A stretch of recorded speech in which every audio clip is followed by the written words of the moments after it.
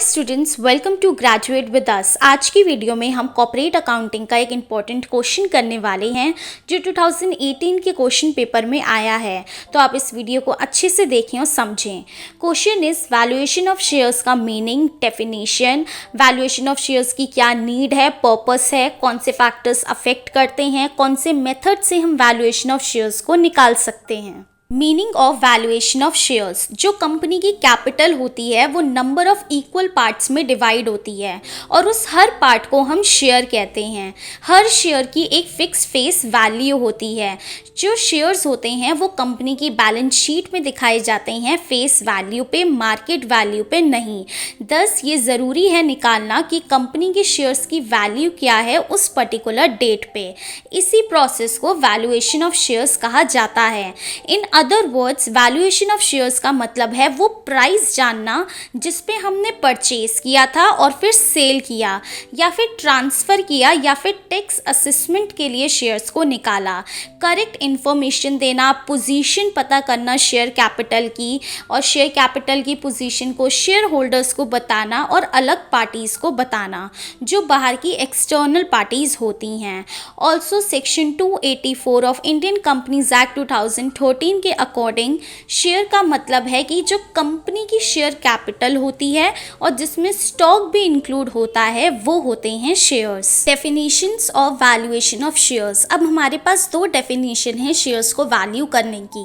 पहली, valuation of share कोई exact science नहीं है, इसमें कोई रिजिड रूल्स और फॉर्मूला नहीं है। जो वैल्यूएशन है वो अगर दो अलग अलग पर्सन निकालते हैं तो बहुत सेपरेट व्यूज़ हो सकते हैं, उनके डिफरेंट वैल्यूअर्स हो सकते हैं, टैक्स अथॉरिटीज़ अलग अलग तरीके से वैल्यूएशन निकाल सकती हैं। हाउएवर इतना कन्वेंशंस हुए तो कुछ जुडिशियल डिसीजंस निकले हैं, कुछ प्रिंसिपल्स हैं जो इवॉल्व हुए हैं जिसके बेसिस पे अब जजमेंट की जा सकती है। सेकंड डेफिनेशन, जो प्रिंसिपल है वैल्यूएशन ऑफ शेयर्स का वो डिफ़िकल्ट नहीं है, पर जो एप्लीकेशन कॉल्स होती हैं उसमें कुछ टेक्निकल पॉइंट्स होते हैं जिसके लिए कंसिडरेबल नॉलेज चाहिए रहती है। नीड और purpose of valuation of shares. अब हमें अपने शेयर्स को वैल्यू ही क्यों करना है, क्या क्या पॉइंट्स हैं। So first point on amalgamation in nature of purchase. जब दो या दो से ज़्यादा कंपनी सिमिलर बिजनेस की लिक्विडेशन में जाती हैं तो एक नई कंपनी बनती है, इसको अमालगमेशन कहते हैं। इस केस में अगर परचेज कंसिडरेशन की पेमेंट शेयर्स के फॉर्म में होगी तो शेयर्स का वैल्यूएशन ज़रूरी है।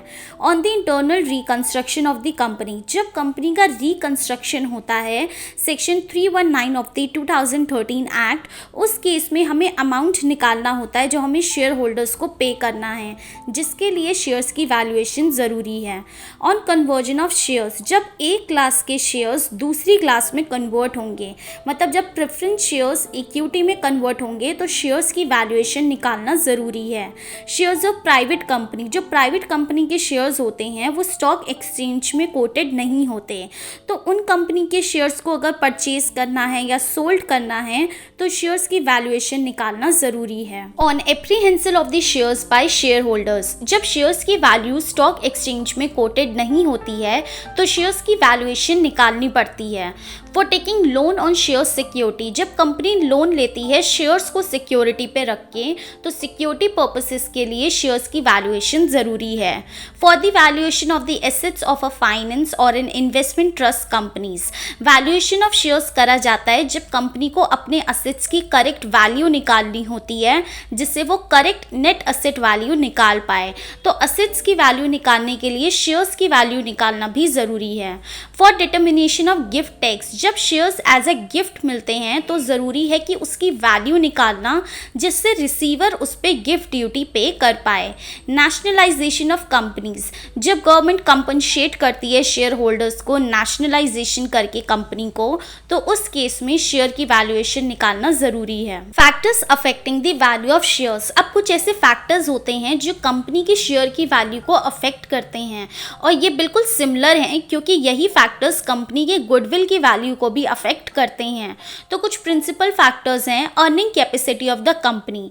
अब ये कुछ फॉलोइंग फैक्ट्स हैं अर्निंग कैपेसिटी को लेके कि एवरेज प्रॉफिट कंपनी ने पास्ट में कितना कमाया था। अगर पास्ट में एवरेज प्रॉफिट ज़्यादा था तो आज शेयर्स की वैल्यू अच्छी होगी, कम था तो शेयर्स की वैल्यू भी डाउन होगी। पास्ट में हाईएस्ट और लोएस्ट प्रॉफिट अर्निंग कैसी थी, जो कैपिटल लगाई है कंपनी ने उस पर एवरेज रेट ऑफ रिटर्न कितना मिला, टैक्स और डिविडेंड देने के बाद कितना प्रॉफिट बचा, जो अभी रीसेंट इवेंट्स हुए हैं आगे होंगे उससे प्रॉफिट कितना अफेक्ट होगा। तो अर्निंग कैपेसिटी कैसी है कंपनी की, इससे वैल्यू ऑफ शेयर्स अफेक्ट होते हैं। एफिशिएंट मैनेजमेंट, एक अच्छी कंपनी जिसका एफिशिएंट और प्रोग्रेसिव मैनेजमेंट है उनकी शेयर्स की वैल्यू भी अच्छी होती है। रेट और return in the same type of industry, value of shares काफ़ी डिपेंड होती है कि कंपनी की डिविडेंड्स कैसे हैं, क्योंकि इन्वेस्टर तो एक्सपेक्ट करता है कि वो नॉर्मल रेट पाएगा जो मार्केट में चल रहा है, वो कंपेयर करे किसी और इंडस्ट्री से, सिमिलर इंडस्ट्री से। तो अगर उसको नॉर्मल रेट मिल रहा है, अच्छा डिविडेंड मिल रहा है, मतलब शेयर्स की वैल्यू अच्छी है। अकाउंटिंग रेशियोज, एक कंपनी के अगर अच्छे अकाउंटिंग रेशियोज उसने मेंटेन कर रखे हैं, that is current ratio, liquid ratio, debt equity ratio, तो इन्वेस्टर के फेवर में है तो शेयर्स की वैल्यू अच्छी होगी। गवर्नमेंट पॉलिसी, गवर्नमेंट ऑफर करती है स्पेशल इंसेंटिव कुछ पर्टिकुलर टाइप ऑफ बिजनेस को। जैसे अगर कोई कंपनी बैकवर्ड एरिया में ओपन होती है, मतलब विलेजेस वगैरह में, तो उन कंपनीज को टैक्स पे कंसेशन मिलते हैं, तो वो कंपनीज वो कंसेशन को एंजॉय करते हैं जिनसे उनके शेयर्स की वैल्यू बढ़ती है। फुली पेड अप और पार्शली पेड अप शेयर्स, अब इन्वेस्टर्स एक एक्चुअली नेगेटिव व्यू रखते हैं अगर शेयर्स पार्शली पेड अप हो। पार्शली पेड अप मतलब शेयर्स का आधा अमाउंट ही पे करा हुआ हो, तो उसका नेगेटिव व्यू जाता है इन्वेस्टर्स पे। अब इन्होंने कुछ रफली पॉइंट्स दे रखे हैं कि ऐसे कौन कौन से फैक्टर्स हैं जो अफेक्ट करते हैं शेयर्स की वैल्यू को। Demand and supply of shares of the company, अब कंपनी के शेयर्स की डिमांड कितनी है कि एक्चुअली लोग वेट करते हैं कि उनके शेयर्स कब आएँ और लोग खरीदें, और वो सप्लाई कर पाते हैं या नहीं, सबको अलॉटमेंट मिलती है या नहीं, ये वाला पॉइंट। डिविडेंड पॉलिसी कैसी है कंपनी की, नॉन टेंजिबल असेट्स कितने हैं, बिजनेस का नेचर कैसा है, फ्यूचर प्रोस्पेक्टिव कैसे हैं, कंपटीशन कितना है, कंपनी का कैपिटल स्ट्रक्चर कैसा है, कितने नंबर ऑफ शेयर होल्डर्स हैं, फ्यूचर प्रोस्पेक्टिव कैसा है कंपनी का, गवर्नमेंट का कंट्रोल कितना रहता है कंपनी पे, पीस और सिक्योरिटी की पोजीशन कैसी है उस कंट्री में, पॉलिटिकल कंडीशंस कैसी हैं। मतलब अब एक कंपनी है जिस पे गवर्नमेंट का बहुत कंट्रोल रहता है कि प्रॉपर रेगुलेशन, पॉलिसीज ये सब गवर्नमेंट करती है, तो इन्वेस्टर सोचेगा कि अगर मैं यहाँ पे इन्वेस्ट करता हूँ तो डिविडेंड भी गवर्नमेंट डिसाइड करेगी, कभी भी वो बढ़ा सकती है, कभी भी वो कम कर सकती है। तो इन्वेस्टर एक ऐसी कंपनी में इन्वेस्ट करेगा जहाँ पे इतना पॉलिटिकल डिस्टर्बेंस ना हो। तो ये सब फैक्टर्स अफेक्ट करते हैं कि एक कंपनी के शेयर्स की वैल्यू कैसी होगी। Methods of valuation of shares, अब कंपनीज एक्ट में तो कोई पर्टिकुलर मेथड नहीं है कि शेयर्स को कैसे वैल्यू करना है, पर आर्टिकल ऑफ एसोसिएशन में जो कंपनी का होता है इसमें कुछ प्रोविजंस दिए जाते हैं कि आप कैसे शेयर्स को वैल्यू कर सकते हो। जो मेथड होता है शेयर्स को वैल्यू करने का वो मेनली डिपेंड होता है कि आप किस पर्पस के लिए वैल्यू कर रहे हो। तो ये कुछ मेथड्स हैं वैल्यूएशन ऑफ शेयर्स के, जैसे net asset method, yield method, average method जिसको फेयर वैल्यू मेथड भी कहते हैं। यील्ड मेथड में डिविडेंड यील्ड मेथड और अर्निंग कैपेसिटी मेथड होता है। सो बेसिकली 4 मेथड हो जाते हैं वैल्यूएशन ऑफ शेयर्स के, that is net asset method, dividend yield method, earning capacity method, average method या फिर fair value method. Net asset method, meaning of net asset method, इस method को हम intrinsic value method, internal method, breakup value method, asset valuation method, asset banking method, cover method, equity valuation method, capital valuation method, book value method भी कहते हैं। काफ़ी सारे नाम हैं इसके। तो इस मेथड का एम रहता है कि हमें शेयर्स की वैल्यू निकालनी है तब जब कंपनी लिक्विडेशन में जा रही है। अगर कंपनी लिक्विडेशन में जा रही है तो इस मेथड का यूज़ करा जाता है। इस मेथड में शेयर की पर वैल्यू निकाली जाती है। पहले कंपनी के असेट्स की वैल्यू निकाल के उसमें से लाइबिलिटीज़ हटा हटा के, प्रेफरेंस शेयर होल्डर का क्लेम्स हटा के, फिर जो बैलेंसिंग फिगर आएगी दैट इज नेट असेट, उसको डिवाइड कर देंगे नंबर ऑफ इक्विटी शेयर से। Procedure of valuation of shares. अब हमें अपने शेयर्स की वैल्यू निकालनी है। जैसे हमने इस मेथड में पढ़ा that is net asset method कि हमें असेट्स में से लाइबिलिटीज को माइनस करना है। तो अब हम समझते हैं कि असेट्स की वैल्यू कैसे आएगी, फिर लाइबिलिटीज की वैल्यू कैसे आएगी, ताकि हम इसको फॉर्मूला में अप्लाई कर सकें। Valuation of assets. अब असेट्स की वैल्यू होगी उसके नेचर के हिसाब से, क्योंकि असेट्स अलग अलग नेचर के होते हैं। पहला फिक्स असेट्स टेंजिबल, क्योंकि आज इन्फ्लेशनरी कंडीशंस हैं। इन्फ्लेशनरी कंडीशन मतलब हर चीज़ों के प्राइजेस बढ़ना, हर रोज़ कुछ ना कुछ 1-2 रुपए हर चीज़ के बढ़ रहे हैं।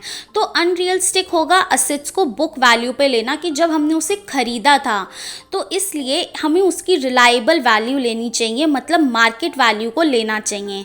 हाउएवर जो रिलायबल वैल्यू होती है, मतलब जो उस असेट की रियल मार्केट वैल्यू होती है, वो अकाउंट्स में नहीं लिखी जाती। तो हमें क्या करना है, बुक वैल्यू को लिखना है, पर बुक वैल्यू को तब लिखना है जब उसमें से डेप्रिसिएशन हम हटा दें, ताकि हमें एटलीस्ट थोड़ी तो रिलायबल वैल्यू उसकी मिल जाए। Fix assets intangible. Intangible assets हो गए गुडविल, पेटेंट, ट्रेडमार्क, कॉपीराइट्स। इनको हम देख नहीं सकते और छू नहीं सकते। इनको हमें असेट्स में इंक्लूड करना है, चाहे ये बैलेंस शीट में हो या ना हो। इन्वेस्टमेंट इन करेंट असेट। सारी इन्वेस्टमेंट और करेंट असेट को करेंट वैल्यू पे लिया जाएगा, और जो सेंट्री डेटर्स होते हैं उनके बेड और डाउटफुल डेब्ट्स के प्रोविजंस भी बनाए जाएंगे। Fictitious assets. सारे फिक्टिशियस असेट्स के जो एक्सपेंसेस हैं वो इग्नोर किए जाएंगे। ये असेट्स हो गए शेयर्स और डिबेंचर को इशू करते टाइम जो एक्सपेंसेस हुए, अंडरराइटिंग कमीशन, ये सब इग्नोर होगा। Determination of liabilities. अब हमें आउटसाइड लाइबिलिटीज में से अपने असेट्स को माइनस करना है, जिसके लिए हमें लाइबिलिटीज निकालनी है। तो पहला हो गया आउटसाइड लाइबिलिटीज। इसमें सारे आउटसाइड पर्सन आ गए, मतलब बिजनेस के ओनर को छोड़ के सारे। अब आउटसाइड लाइबिलिटीज में चीज़ें आती हैं जैसे debenture, creditors, bills payable, bank overdraft, unclaimed dividend, provision for taxation. और हमें सारी ही लाइबिलिटीज को इंक्लूड करना है, चाहे वो बैलेंस शीट में हो चाहे ना हो, चाहे कोई अनरिकॉर्डेड लाइबिलिटी ही क्यों ना हो। आउटस्टैंडिंग एक्सपेंसेस और कंटिंजेंट लाइबिलिटी का अमाउंट भी हमें लेना है। Propose dividend. इस टर्म का जो ट्रीटमेंट होता है वो डिपेंड होता है कि जो शेयर की वैल्यू है वो कब कैलकुलेट हो रही है। अगर वैल्यूएशन हो रहा है डिविडेंड डिक्लेयर करने के बाद, तो फिर हमें एक्स डिविडेंड का प्राइस मिल जाएगा, जो हम असेट्स में से माइनस कर देंगे, फिर लाइबिलिटी निकल आएगी। हाउएवर अगर वैल्यूएशन हो रहा है डिविडेंड को डिक्लेयर करने से पहले, तो इसको असेट्स में से माइनस नहीं करेंगे और हमें कम डिविडेंड प्राइस मिल जाएगा। अब एक नोट है, अगर कोई भी इंफॉर्मेशन नहीं है तो ये माना जाएगा कि कंपनी ने उस करंट ईयर में कोई भी डिविडेंड डिक्लेयर नहीं करा है, मतलब कोई भी प्रपोज डिविडेंड का अमाउंट हमें डिडक्ट नहीं करना है। Claims of preference share holder. तो हमें शेयर की वैल्यू निकालने के लिए प्रेफरेंस शेयर होल्डर के क्लेम्स पे निकालने हैं और उसको माइनस करना है नेट असेट्स में से। अब फाइनली नेट असेट की वैल्यू कैलकुलेट होगी। तो कैसे होगी, हमने पहले फिक्स असेट्स लिए, असेट्स को लेना है मार्केट वैल्यू पे, अदरवाइज बुक वैल्यू पे, फिर इन्वेस्टमेंट और करंट असेट्स को प्लस किया, उसमें से आउटसाइड लाइबिलिटीज माइनस हुई, प्रेफरेंस शेयर होल्डर के क्लेम्स माइनस हुए, और फिर आ जाती है हमारे पास वैल्यू ऑफ नेट असेट। इसका एक ऑल्टरनेटिव मेथड भी है कि value of net asset is equal to equity share capital plus reserve and surplus. Valuation of shares. अब जो कि हमने नेट असेट्स निकाल लिए हैं, तो अब हम अपनी शेयर्स की वैल्यू इजीली निकाल सकते हैं। तो शेयर्स की वैल्यू निकालने के लिए भी 3 पॉइंट्स हैं। अगर कंपनी ने इशू करे हैं सिर्फ इक्विटी शेयर्स और पेड अप वैल्यू हर शेयर की सेम है, तो बहुत सिंपल है फॉर्मूला, वैल्यू ऑफ शेयर को इक्वल रखना है, नेट असेट को डिवाइड करना है नंबर ऑफ शेयर्स के साथ, तो शेयर्स की वैल्यू इजीली निकल आएगी। If equity shares have different paid up values. अब हर इक्विटी शेयर की अलग अलग पेड अप वैल्यू है, कोई 10 का है, कोई 20 का, कोई 30 का। तो जब इक्विटी शेयर्स की अलग अलग पेड अप वैल्यू है, तो नेट असेट्स हमें टोटल पेड अप कैपिटल के निकालने होंगे हर टाइप को लेके। जैसे एक पोर्शन ऑफ नेट असेट को हमने डिवाइड करा नंबर ऑफ शेयर से जो कि सेम टाइप के हैं, कि सारे 10 वाले हमने एक साथ ले लिए, 20 वाले एक साथ। तो जो वैल्यू है शेयर की वो हमें अलग अलग निकालनी होगी, अलग अलग पेड अप वैल्यू के हिसाब से। If company's capital constant both equity and preference shares, अब कंपनी के पास दोनों हैं, इक्विटी शेयर्स भी हैं और प्रेफरेंस शेयर्स भी हैं, तो उसकी 4 कंडीशंस बनती हैं। पहली कंडीशन है, अगर प्रेफरेंस शेयर्स के पास प्रेफरेंशियल राइट है, मतलब बेसिकली उनका एक राइट है कि उनको कैपिटल की ही रीपेमेंट मिलेगी आर्टिकल ऑफ एसोसिएशन के हिसाब से। तो इक्विटी शेयर की वैल्यू कैसे निकालनी है, नेट असेट्स की वैल्यू में से प्रेफरेंस शेयर कैपिटल को माइनस करा और डिवाइड करा total number of equity shares के साथ। प्रेफरेंस शेयर्स की वैल्यू निकालनी है तो प्रेफरेंस शेयर कैपिटल को डिवाइड करा नंबर ऑफ प्रेफरेंस शेयर्स के साथ। अब प्रेफरेंस शेयर्स के पास राइट है कि उनको सिर्फ डिविडेंड ही मिलेगा आर्टिकल ऑफ एसोसिएशन के हिसाब से, तो इक्विटी शेयर की वैल्यू निकलेगी नेट असेट्स की वैल्यू में से माइनस करके प्रेफरेंस डिविडेंड को और डिवाइड करना है टोटल नंबर ऑफ इक्विटी और प्रेफरेंस शेयर्स के साथ। प्रेफरेंस शेयर्स की वैल्यू निकलेगी कि इक्विटी शेयर की वैल्यू में प्लस करना है accrued preference dividend. Third condition में प्रेफरेंस शेयर्स के पास राइट है दोनों का ही कि उनको कैपिटल का भी रीपेमेंट मिलेगा और डिविडेंड भी मिलेगा आर्टिकल ऑफ एसोसिएशन के हिसाब से। इस कंडीशन में इक्विटी शेयर की वैल्यू निकलेगी नेट असेट की वैल्यू में से माइनस करना है preference share capital plus preference dividend को और डिवाइड करना है total number of equity shares के साथ। प्रेफरेंस शेयर्स की वैल्यू निकलेगी प्रेफरेंस शेयर कैपिटल में प्लस करना है प्रेफरेंस कैपिटल को और डिवाइड करना है नंबर ऑफ प्रेफरेंस शेयर्स के साथ। और लास्ट कंडीशन है इस मेथड की कि प्रेफरेंस शेयर्स के पास अब कोई भी प्रेफरेंशियल राइट नहीं है, ना ही उसको कैपिटल पे रीपेमेंट मिलेगी, ना ही कोई डिविडेंड मिलेगा as per article of association. मतलब इक्विटी शेयर्स और प्रेफरेंस शेयर्स दोनों की ही सेम राइट हैं। तो शेयर की वैल्यू निकलेगी value of net assets upon total number of preference and equity shares. तो ये हो गया पहला मेथड कि कैसे वैल्यूएशन ऑफ शेयर्स होता है। तो पहला मेथड था नेट असेट मेथड, तो हमने पहले नेट असेट की वैल्यू निकाली, उसके बाद शेयर्स की वैल्यू निकाली। सेकंड मेथड शेयर्स को निकालने का इनकम और yield valuation method. At present investors को ज़्यादा अटेंशन होता है कि उसको इनकम कितनी मिलेगी इन प्लेस की कंपनी के पास नेट असेट कितने हैं। इन्वेस्टर्स को कोई डायरेक्ट बेनिफिट नहीं होता है नेट असेट से, चाहे नेट असेट की कितनी ही वैल्यू हो। तो जो उसका शेयर होता है नेट असेट पे वो उसको तब मिलता है जब कंपनी लिक्विडेशन में जाती है, तब जाके कोई फ़ायदा होता है इन्वेस्टर को नेट असेट पे। इसीलिए इन्वेस्टर ज़्यादा इंपॉर्टेंस देता है इनकम को रेदर देन नेट असेट। दस yield valuation method of shares valuation एक इम्पॉर्टेंट मेथड बन जाता है क्योंकि इसमें शेयर की वैल्यू निकाली जाती है कि उस शेयर पे इनकम कितनी मिलेगी। देयरफॉर इस मेथड को हम इनकम वैल्यूएशन मेथड भी कहते हैं। अब इसमें हम समझते हैं कि शेयर्स की वैल्यू कैसे निकलती है। On the basis of rate of dividend, इस मेथड में जो शेयर का प्राइस होता है वो डिपेंड होता है कि कितना डिविडेंड हमें मिल सकता है। रेट ऑफ डिविडेंड निकाला जाता है ऑन द बेसिस ऑफ कि कितना डिविडेंड डिस्ट्रीब्यूट करेगी कंपनी। तो जो वैल्यूएशन है वो किसके बेसिस पे होती है, डिविडेंड कितना एक्सपेक्टेड है उसके रेट पे और नॉर्मल रेट ऑफ रिटर्न पे। तो अब इन दोनों ही टर्म्स को समझते हैं। डिविडेंड रेट वो रेट जिस पर डिविडेंड कंपनी पे करेगी शेयर होल्डर्स को, कि वो कुछ भी रेट हो सकता है 5%, 3%, 4%। तो जिस रेट पे कंपनी शेयर होल्डर्स को पे करेगी वो हो जाता है रेट ऑफ डिविडेंड। और ये कैलकुलेट होता है rate of dividend is equal to amount of dividend upon paid up capital into 100। Dividend amount कि प्रॉफिट का वो अमाउंट जो एक्चुअली शेयर होल्डर्स में पे करा जाता है, डिस्ट्रीब्यूट करा जाता है, वो होता है अमाउंट ऑफ डिविडेंड। तो ये निकलता है कंपनी के नेट प्रॉफिट में से जब इनकम टैक्स माइनस करें, interest on dividend, transfer to reserve, preference dividend, arrears of cumulative preference dividend, जब हम ये माइनस करें तब हमारे पास अमाउंट ऑफ डिविडेंड निकल के आता है। अगर कंपनी के पास रिजर्व्स और प्रॉफिट ज़्यादा हैं तो डायरेक्टर्स जैसा सोचेंगे वैसा उतना ही अमाउंट डिस्ट्रीब्यूट कर दिया जाएगा।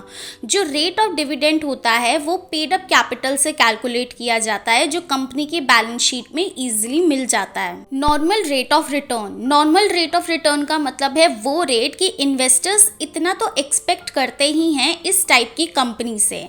मतलब उन्होंने कंपनी का नेचर देखा कि हाँ भाई इतना नॉर्मल रेट ऑफ रिटर्न तो मुझे मिलेगा ही, इनके शेयर्स की वैल्यू इतनी तो होगी ही। तो जब नॉर्मल रेट ऑफ रिटर्न आ जाएगा तो अब शेयर्स की वैल्यू निकाल लेते हैं। So value of share is equal to rate of dividend upon normal rate of return into paid up value of share. इसका एक ऑल्टरनेटिव मेथड भी है कि शेयर की वैल्यू कैसे निकल सकती है, capitalise value of dividend upon number of shares. Capitalise value of dividend का फॉर्मूला है dividend to be distributed upon normal rate of return into 100। Valuation of shares on the basis of rate of earning. अब जो बहुत interested होता है company के majority of shares में, जिससे उसका कंट्रोलिंग इंटरेस्ट बना रहे, तो वो इस मेथड से शेयर की वैल्यूएशन करता है। तो इसमें क्या होता है, जो इनकम का पोर्शन होता है उसके साथ साथ हमें कैपिटल एम्प्लॉयड निकालनी होती है। तो इस पर्पस के लिए अब हम इन दो टर्म्स को समझते हैं, अर्नड इनकम और कैपिटल एम्प्लॉयड। अर्नड इनकम वो इनकम हो गई जो हमें मिलती है जब हम टोटल प्रॉफिट में से टैक्स हटाते हैं, डिविडेंड ऑन प्रेफरेंस शेयर्स हटाते हैं, interest on dividend, transfer to reserve, जब ये सब हटाया जाता है टोटल प्रॉफिट में से तो अर्नड इनकम निकलती है। कैपिटल एम्प्लॉयड का कॉन्सेप्ट ये है कि जब हम टोटल रियल असेट्स में से माइनस करते हैं टोटल एक्सटर्नल लायबिलिटीज तो हमें कैपिटल एम्प्लॉयड मिलती है। अब ये दो टर्म्स निकल आई, शेयर की वैल्यू निकाल लेते हैं। तो वैल्यू ऑफ शेयर कैसे निकलेगा, rate of earned income is equal to earned income upon capital employed into 100। अब एक इक्विटी की वैल्यू निकालते हैं, rate of earned income into paid up value of 1 share upon share of normal rate of return. इसका भी एक alternative method है, वही जैसे पहले था कैपिटलाइज्ड वैल्यू, इसमें भी कैपिटलाइज्ड वैल्यू है। तो capitalised value of profit is equal to dividend due on equity shares upon normal rate of return into 100। फिर से 1 इक्विटी शेयर की वैल्यू निकल आएगी क्योंकि कैपिटलाइज्ड वैल्यू आ गई। So capitalised value of dividend upon number of equity shares. Number 3, fair value of method. जब shares purchase करते हैं तो परचेजर क्या होता है, इनकम देखता है और सेफ्टी देखता है कि वो जहाँ पे इन्वेस्टमेंट कर रहा है उनकी शेयर की वैल्यू कितनी सेफ है। इसके लिए फेयर वैल्यू मेथड यूज़ करा जाता है। ज़्यादातर लोग read method of valuation of shares को यूज़ करते हैं, मतलब इनकम वाले, पर वो लोग जो सेफ्टी देखते हैं वो असेट वैल्यूएशन मेथड प्रेफर करते हैं। और वो लोग जिनको दोनों ही चाहिए, इनकम भी चाहिए, सेफ्टी भी चाहिए, तो वो शेयर की वैल्यू फेयर वैल्यू मेथड से निकालते हैं। तो पहले to find out internal value of share. अब पहले हमें इंटरनल वैल्यू निकालनी है शेयर के लिए, तो उसके लिए हमें असेट वैल्यूएशन मेथड को बेसिस पे लेना होगा। तो फॉर्मूला है internal value of shares is equal to value of net asset upon total number of shares. Next point, to find out market value of share. अब शेयर की market value निकालने के लिए कितनी इनकम है और कितना कैपिटल एम्प्लॉयड है इसके बेसिस पे होगा। So rate of earned income is equal to earned income upon capital employed into 100। अब हमने रेट ऑफ अर्नड इनकम निकाल लिया तो मार्केट वैल्यू निकल आएगी शेयर की। So market value of share is equal to rate of earned income into paid up value of 1 share upon normal rate of return. अब हम निकाल सकते हैं शेयर की फेयर वैल्यू। बस दोनों जो चीज़ें अभी हमने निकाली है उनको प्लस करना है और अपॉन 2 करना है। So internal value of share plus market value of share upon 2। तो अब हमने समझा कि शेयर को वैल्यू करने के 3 मेथड्स होते हैं, net asset method, income method और fair value method. I hope आपको तीनों थोड़ी समझ आ गए हों। सो आज की वीडियो के लिए बस इतना ही। ऑल्सो डिस्क्रिप्शन में 2 क्वेश्चन हैं, उसका आंसर मुझे कॉमेंट्स में बताएं। अगर आपको आज की वीडियो इन्फॉर्मेटिव लगी तो चैनल को सब्सक्राइब करें। मिलते हैं अगली वीडियो में, बाय।